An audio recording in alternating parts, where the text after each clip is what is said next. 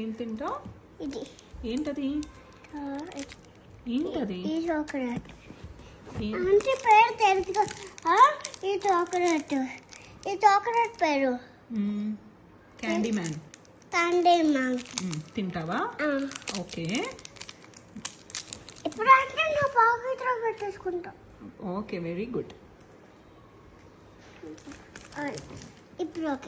ఇప్పుడు ఓకేనా? నువ్వు దేని మీద కూర్చున్నావు? దీని పేరేంటి? కోకోనట్ ఆపిల్ ఇంకా వాటర్ మిలన్. చెప్పు, దీని పేరేంటి? దీని పేరా? కరెక్ట్ చెప్పాలి.